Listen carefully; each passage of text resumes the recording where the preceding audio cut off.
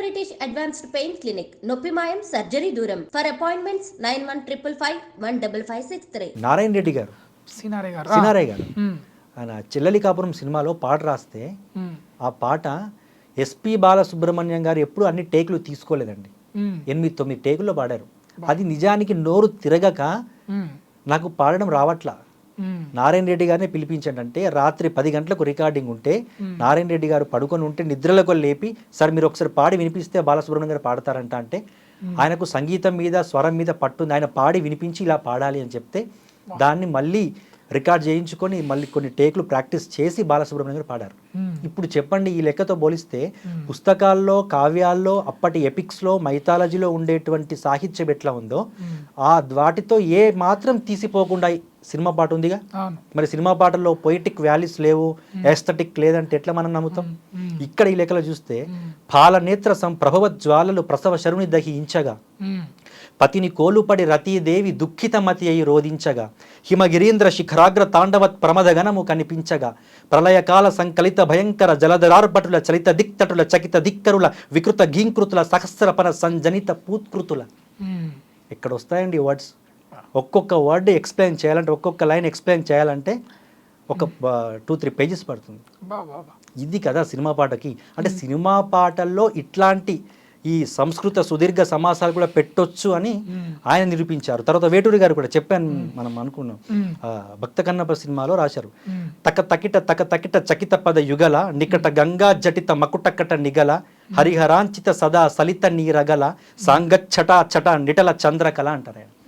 అంటే శివుడి యొక్క ఏదైతే ఉందో జటాజూటం అది ఎట్లా ఉంది అనేటువంటి దాన్ని దృష్టిలో పెట్టుకొని వివరించారు.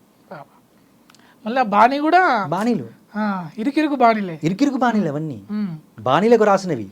మళ్ళీ అదొకటైతే ఇది రాశాక ట్యూన్ చేయాల్సి వచ్చింది అనుకోండి, దీని అర్థం తెలియాలి కదా ఫస్ట్. సంగీత దర్శకుడు ఇది ఎట్లా పెట్టాలి, ఇది ఎట్లా ఇది ఎట్లా మీటర్ మీద సెట్ చేయాలి. ఎందుకంటే తెలుగు వర్డ్స్ కావు, సాంస్క్రిట్ వర్డ్స్, టోటల్ సాంస్క్రిట్. అందులో ఒక్క తెలుగు పదం లేదు. మరి ఎట్లా పెట్టాలి? మరి అప్పటి వాళ్లకు, సంగీత దర్శకులకి సాహిత్యం మీద కూడా పట్టుండడం అదొక ప్రత్యేకమైనటువంటి ఆకర్షణ, ప్రత్యేకమైన విషయం. అప్పటి వాళ్ళకి అది చాలా ఉంది.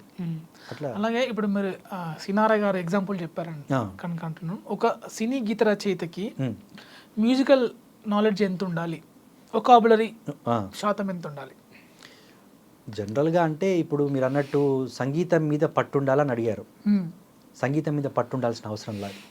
ఎందుకనంటే మరి సంగీతం మీద పట్టులేంది ఎలా రాస్తారు అని అంటే, గీత రచయితకి ఎవరైనా, నిజానికి మనం సినీ గీత రచయిత అంటాం, సినీ గేయ రచయిత అని కూడా అంటాం. ఏంటి తేడా, డిఫరెన్స్ అంటే సినీ గీత రచయితనే కరెక్ట్. గీతము అంటే పాట, మరి గేయము అంటే పాటే, కావ్యంలా ఉంటుందా?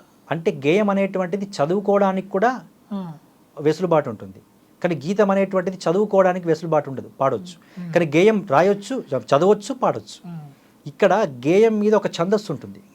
మీరు అన్నట్టు సంగీత దర్శకునిలాగా స్వరాలు తెలియకపోయినా ఇక్కడ మాకంటూ కొన్ని మీటర్స్ ఉంటాయి. ఖండగతి, తిశ్రగతి, మిశ్రగతి, చతురస్రగతి, సంకీర్ణ గతి, ఇవి ఉంటాయి. ఖండగతి తక్క తక్కిట తక్క తక్కిట, తక్కిట తక్కిట తక్కిట తక్కిట తిశ్రగతి, మిశ్రగతి తక్కిట తక్కదిమి తక్కిట తక్కదిమి, చతురస్రగతి తక్కదిమి తక్కదిమి, ఇట్లుంటాయి. ఇవి ఏవైతే ఇప్పుడు నేను మీకు చెప్పినటువంటి ఈ మీటర్ ఏది ఉందో, నడక ఏదైతే ఉందో, ఈ నడక సంగీత దర్శకుడు చేసేటువంటి ట్యూన్కి లింక్ అయి ఉండేది. ఆయన చేసిన ఇదే మీటర్ మీద చేస్తారు, ఇదే మీటర్ ఉంటుంది, ఇదే మీటర్ మీద పాట పుడుతుంది. అది ఏ పాట తీసుకున్నా కానీ, ఎవ్వరు రాసినా, ఆనాటి రచయిత రాసిన, ఈనాటి రచయిత రాసిన, ఏ ఐటమ్ సాంగ్ రాసిన, ఏ ఫోక్ సాంగ్ రాసిన, అందులో ఈ పాట తాలూకు లయ ఉంటుంది. కాబట్టి అది ఏ తీసుకున్నా మనకు గేయ రచయితకి వీటి మీద పట్టు ఉంటుంది. కాబట్టి సంగీత జ్ఞానం లేకపోయినా ఈ గేయ రచయితగా ఉండేటువంటి ఈ ఏదైతే మాత్రలు ఉన్నాయో వీటి మీద పట్టు ఉంటే ఆ లయలో ఒదిగిపోతుంది. అంటే లిరికల్ మీటర్ మీద ఏదైతే మాత్ర ఛందస్సు మీద పట్టుంటుందో, మీరు తత్కారం అన్నారా, ఈ తత్కారమే ఇప్పుడు చెప్పిన తకతకిటలు. అక్కడ మ్యూజిక్ డైరెక్టర్ ఇచ్చిన అవే ఇస్తాడు, ఇక్కడ మేము రాసిన అదే రాస్తాం. కాకపోతే ఏంటంటే అక్కడ అవే ఉంటాయా అంటే వాళ్ళు పాడుతారు కాబట్టి మనకు అమ్మో ఇంకా వేరే ఉంటుందేమో అనుకుంటాం. మనం చదివిన అవే ఉంటాయి, వాళ్ళు అక్కడ పాడిన అవే ఉంటాయి. సో ఫోక్ సింగర్ అంటే అడుగుతున్నాను, కంపల్సరీ తనకి అంటే ఛందస్సు తెలిసి ఉండాలా? నార్మల్గా పాట రాసేవాడికి ఛందస్సు అవసరమా? లేదు. అంటే ఇప్పుడు ఉన్నటువంటి పరిస్థితుల్లో మీరు జనరల్గా మీరు అంటుంటే తెలిసి ఉండాలి అని అంటే జనరల్గా మనకు ట్యూన్ ఇచ్చారనుకోండి, ట్యూన్ ఇస్తే ఆ ట్యూన్కి ఏవైతే ఉన్నాయో ట్యూన్కి రాయడం తెలియలేదు అతనికి. మ్యూజిక్ డైరెక్టర్ చెప్తాడు నాకు రాయాలని సార్ అంటే, ఓకే నీకు ఏదైతే తెలుస్తుందో అది రాయి అన్నారు అనుకోండి, మీరు 4 మాటలు మాట్లాడండి, దాన్ని నేను లిరికల్ మీటర్ మీద సెట్ చేసేస్తాను. లేకపోతే 4 వాక్యాలు, అతడు అటు వెళ్ళాడు, ఇతడు అటు వెళ్ళాడు, అతడు ఇక్కడ నుంచి వచ్చాడు, ఇతడు అక్కడి నుంచి వెళ్ళాడు అన్నాడు. ఇందులో మీటర్ ఉంది. అతడు అటు వెళ్ళాడు, ఇతడు ఇటు వచ్చాడు, ఇది ఉంది, ఇది మీటరే. దీన్నే ఇక్కడ ఏదైతే ఉందో తక తక తక తకిట, తక తక తక తకిట, అతడటు వెళ్ళాడు, ఇతడిటు వచ్చాడు, మనకు తెలియదు అందులో అది ఉంది అన్న విషయం మనకు తెలియదు. జస్ట్ కామన్గా మనం మాట్లాడుకునేటువంటి కన్వర్జేషన్లో కొన్ని వర్డ్స్ అని అనుకుంటాం, కానీ అందులో మీటర్ ఉందన్న విషయం మనకు తర్వాత మనం రాసిన తర్వాత దాన్ని మ్యూజిక్ డైరెక్టర్ ట్యూన్ చేసిన తర్వాత ఓహో మన మాటల్లోనే ఛందస్సు ఉందా అని తెలుస్తుంది. మ్యూజిక్ నాలెడ్జ్ అక్కర్లేదు, ఛందస్సు కూడా అంటే ఆటోమేటిక్గా వచ్చేస్తుంది. కానీ పట్టు ఇప్పుడు మనం అన్నారు చూడండి, మీరు సన్నివేశం కానీ ఇట్లాంటి కొత్త కొత్త ప్రయోగాలు చేయాలి కానీ ఇవి అన్నారు కదా, అప్పుడు అధ్యయనం తప్పనిసరి చదవాలి, పుస్తకాలు చదవాలి. పుస్తకాలు చదివితేనే రాస్తారా, ఇప్పుడు వాళ్ళు రాస్తున్న వాళ్ళంతా చదువుతున్నారా అంటే అలానే కాదు. చదవడం వల్ల ఒక అనుభవం, ఒక అధికారం సబ్జెక్ట్ మీద పట్టు. ఇప్పుడు సీతారామ శాస్త్రి గారు ఉన్నారు, వేటూరి గారు ఉన్నారు, ఎన్ని కావ్యాలు చదివారో తెలుసా? లెక్కలేని కావ్యాలు చదివారు. అందుకే వాళ్ళ పాట ఒక కావ్యం లాగా ఉంటుంది, ఒక పుస్తకం లాగా ఉంటుంది. అలా అంటే మామూలు రైటర్ రాస్తే ఏదో కొన్ని పదాలు ఉంటాయి, మళ్ళీ రిపీట్గా అవే పదాలు వస్తుంటాయి, రిపిటేషన్. కానీ ఆయన కొత్త కొత్త ప్రయోగాలు చేయగలుగుతారు అలా. సో ఇప్పుడు ఇంకొంచెం కాస్ట్గా బ్రీఫ్గా చెప్పండి, లిరికల్ మీటర్ అంటే దీనికి ఈ క్వశ్చన్కి lyrical meter, musical meter, what is the difference between those? Lyrical meter అంటే కవి ఏదైతే ఉన్నాడో రాసేటువంటి ఛందస్సు మీద పట్టుంటుందా, ఆ ఛందస్సు అనేటువంటిది, ఆ గేయ గతులు అనేటువంటిది, అది నేను అనేది లిరికల్గా తను అనుకొని రాసేటువంటి లయ. మ్యూజికల్ మీటర్ అని మీరు అన్నారు కదా, సంగీత దర్శకుడు ముందే ఇచ్చినటువంటి ట్యూన్ ఉంటుంది, అది మ్యూజికల్ మీటర్.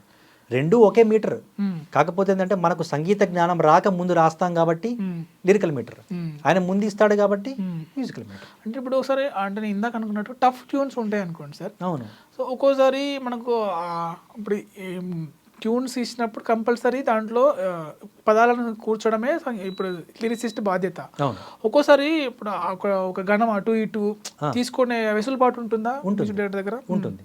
అప్పుడు ఏం చేస్తారంటే మీటర్ కొంచెం అక్కడికే మనకు ఆపిస్తుంటారు, ఆగిపోతుంటుంది మనకు. ఇప్పుడు నేను కూడా ఇప్పుడు దాంట్లో చిరాకు చీకటింక నీకు అడ్డు రాదురా అన్నారు, లాస్ట్లో ప్రవాహ మల్లె రా అన్నారు, ఓకే క్లోజ్ అయిపోయింది. అంటే ఆ మీటర్ అంతవరకే ఉంది. అంటే ప్రతి లైన్ కూడా ఒకే మీటర్లో ఒకే లైన్లో ఉంటుందని లేదు, మీటర్ మధ్యలో అక్కడ ఆ లెన్స్ కట్ అయిపోతుంటాయి, ఆ ఏవైతే లెన్స్ ఉంటాయో అందులోనే పెట్టేసేయాలి.